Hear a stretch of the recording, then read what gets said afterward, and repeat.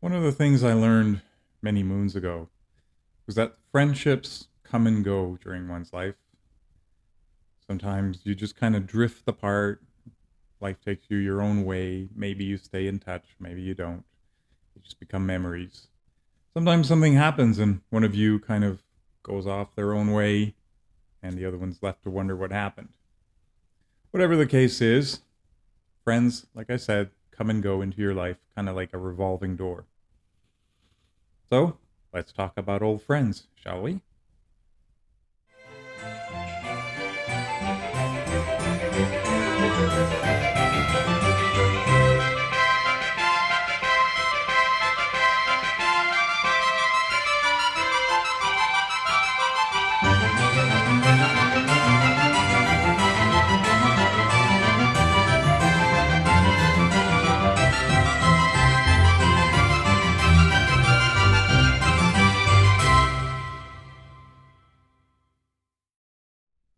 Hey, I hope you like the new intro. I thought it was cool. Anyways, the old friends I want to talk about here, of course, are those pipe tobacco blends that we've enjoyed, loved, and appreciated over the years, but then unfortunately get discontinued. Now, when I started seriously pipe smoking in 2015, new relationship was starting at the time, and she had noticed, my new girlfriend had noticed a few pipes in a box after I had moved, and she said, "Hey, you smoke pipes?" And I said, "Yeah, is that a problem?" She goes, "No, I love the aroma of a good tobacco. My dad used to smoke pipes when I was young, and I'd light his pipe for him, and I used to love that." And so, oh, okay, so now I had this freedom to really enjoy this and maybe explore this further. And I discovered some of the groups on Facebook and the YouTube pipe community, which was amazing. And like most, I'll say new pipe smokers, I got into the aromatics, right? The Molte Dolce or something like that. Hobbit's weed, weed, all the flavorful, strong aromas. That's kind of what I was looking for. But over time, I try some English blends and Virginias, and I think like a lot of pipe smokers, from what I've read, anyways, and heard, is after a while you kind of gravitate away from these aromatics to the more basic tobaccos. And that is definitely what happened to me. So I have three tobaccos here that I still have a bit. And unfortunately, they've been discontinued, which I think is a shame because there are three tobaccos that I really enjoy. So let's start with the first one. This was actually one of the first tobaccos I bought when when I picked up pipe smoking in 2015. And they announced a few years ago, from what I remember, that it was discontinued. Speaking, of course, of Peterson's Wild Atlantic, a beautiful mix of ripe orange Virginias, Orientals, of course, and Balkan Latakia. Now, I've never been in an English study, never been in England, but every time I see those English studies with the walls lined with books and the leather armchairs and, smoking a pipe in there, I would imagine that this is exactly what it would smell like. This is a beautiful aroma. I've only got this jar left. So just this left and another jar. It was from the same pouch that I bought while I lived in Ireland back in 2020. And shortly after it got discontinued, there was no stock anywhere else. But definitely, I'm not the kind of person, like I know there are people who were paying $200 for Frog Morton and stuff like that at some point. I'm not going to go spend crazy amounts of money on tobaccos. I do have these left. It's like a good, rare old wine, I guess, right? You just enjoy it every now and then. And the special occasion is packing a pipe with it, right? You always say like a good bottle of wine, we keep it for a special occasion until you realize that the special occasion is opening that bottle of wine and enjoying it. So it's the same with this. Every now and then, I packed one last week actually and enjoyed it, and wonderful blend. I really wish Peterson would bring that back. My second old friend would be actually a bit of an aromatic, but not the sweet, well, at least to me, anyways. Like I said, when I started with the aromatics, I'd look for Molto Dolce and Hobbit's Weed, all those cherry, chocolatey kind of things, really sweet things. I even enjoyed the Cult Blood Red Moon, which my wife still enjoys. She loves that. And I gotta admit, when she smokes it, it smells nice. But for me smoking it, I'm kind of over that. This is one of those rare aromatics that I really enjoy. It got discontinued as well, and it made me sad. But here we go.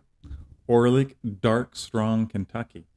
Black Cavendish, dark fired Kentucky Burley, and some Virginia. And flavored with, they say, licorice and molasses. Now, you definitely get that from the flakes. Beautiful flakes, too, as you can see. Gold and black, the Virginias and the Black Cavendish. They meld really nicely together. Unfortunately, I think this is really all I have left of it. Half a jar. I had bought a tin, and then, again, Orlik discontinued. Now, if you've been listening to some of my videos, you know that Orlik Golden Slice has always been one of my favorite blends. Nice, clean Virginia, and I think that one's still around. But for some reason, Orlik decided to forego this one, and again, another one that I wish would come back. I'm being really careful with it.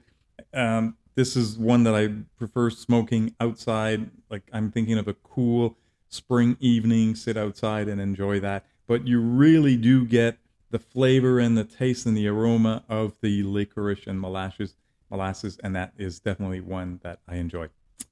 Again, wish they'd bring it back. We'll see, maybe one day. Okay, my last old friend that I want to revisit is one that I heard a lot about on the Facebook groups, and especially, if I remember correctly, my Mexican friend Carlos. By the way, I haven't heard from you in a while, Carlos. He, that I think is one of his favorite ones. He used to write a lot about that one. I don't know, I would imagine he still has some jarred somewhere. But I ordered this one when I was kind of just coming out of my aromatic phase, that initial aromatic phase. So we're talking about maybe a year and a half, so mid 2016 kind of thing. And I ordered a tin because so many people were talking about it, including Carlos. And I said, okay, well, let's check this out. And I ended up ordering a 100-gram tin. I wasn't paying attention. I thought I was ordering 50 gram, but that's fine. And I tried it, and I went like, ooh, I was not ready for this. It was a little overwhelming for my palate, a little too strong, a little too smoky. I'm not sure. I didn't know what to make of it. So I just jarred it, and it's been jarred since then. So we're talking about 6-7 years now that this thing has been jarred. So what am I talking about? Good old Mac Baren HH Vintage Syrian. So it's been in this jar now, like I said, for about 6-7 years. There's probably about 80 grams left. I haven't smoked all that much. But obviously, there's a lot going on in this blend. So obviously, vintage Syrian. So we're talking about Syrian Latakia here, which evidently all the crops got destroyed through the Civil War. And so this blend is no longer around since 2017. A shame, because Syrian Latakia was renowned for its smokiness and flavor and aroma. But there's a lot more going on in this blend. Half of it, a little less than half of it apparently is Latakia, that Syrian Latakia. But there's also Turkish Orientals in here. And there are Virginias from 3 continents around the world. And they topped it all off with some dark-fired Kentucky from the U.S. So there's a hell of a lot going on in here. It's a beautiful smell. I just rehydrated this week. It's been in this jar, like I said, for a few years. And even though the ring still seems intact and secure, for some reason it had dried out quite a bit. So I just rehydrated it now. And all of the aromas came back. And it's beautiful. I'll compare this. The analogy I think of when I smell something like this is people who enjoy a scotch or whiskey, but are not crazy at all about the peated stuff, right? And I'm a whiskey drinker, and I love a good peated scotch. Laphroaig, bring it on, man. Love that stuff. But for many people, it's an acquired taste, and they're not there yet when it comes to the peated scotches. And to me, at the time anyways, that was the case with vintage Syrian. Like when I said, when I first smoked it, it was like, ooh, it was a little too much for me, too strong. And I'll say to this day, I'll enjoy it a lot more now. I'll appreciate a good Latakia a lot more, but I'm not a huge fan of it. I still have some Boswell Northwoods, which is nice, and I still have a bit of this one. But again, it's not my number one go-to in terms of tobacco blends. I do enjoy it when it's colder outside, like right now here in Canada, it's winter. Today, for example, as I record this, it's snowing again outside. End of February, it's minus 12 Celsius. Ugh, it's cold. And so a Latakia based blend is kind of nice in that kind of weather. To me, it just feels warmer. In order, if I were to bring back these, or hopefully the manufacturers would bring back these blends, my number one wish would be the Wild Atlantic. I'd like that to come back, would be my number one. My number two would be Orlick, the Dark Fired Kentucky. I enjoy that a lot. I find it really unique in terms of aroma and flavor. The licorice and molasses really comes through. And final spot, of course, the Vintage Sheeran, because again, I'm not a huge Latakia fan. I know a lot of you are. You love that stuff. That's great. It's all subjective, and we all like what we like, don't we? So, yeah, those are my old friends revisited. I'm going to grab a pipe now out of my cabinet, and I'm going to pack a pipe with one of these three. If you want to find out which one, you got to meet me outside, and I'll let you know. All right, out here, I packed the pipe, as I said. And as you can see, with my trusty companion Dakota, enjoying the beautiful little snowfall. I mentioned minus 12 earlier, but it actually climbed up to a balmy minus 6 Celsius. Ooh. So, that's nice. There's no wind. Like I said, beautiful little snow. You can see the trees behind me. The pines are full of snow. It's just gorgeous and quiet out here in the country. All right. So what did he put in his pipe? Well, did you make any bets with anybody? Okay, I went with the Vintage Syrian. As I said, Latakia, it feels warm. It's this kind of coldish winter day. And honestly, I haven't smoked Vintage Syrian in about, I want to say 4 or 5 years. Easy, if not more.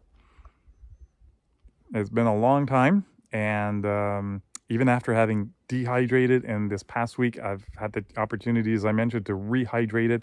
It's still preserved all of its aromas and flavors, and it's a beautiful smoke. As I said, feels warm on a day like today. So it is nice. I do wish they would bring it back. It is something I would enjoy every now and then. So that's my little bit on old friends. Look, take care of the friends you have now. The tobacco ones and the human ones, because you never know, for some reason, whatever it is, they might become old friends. All right? Keep on piping, everybody. Stay calm, peace, and cheers.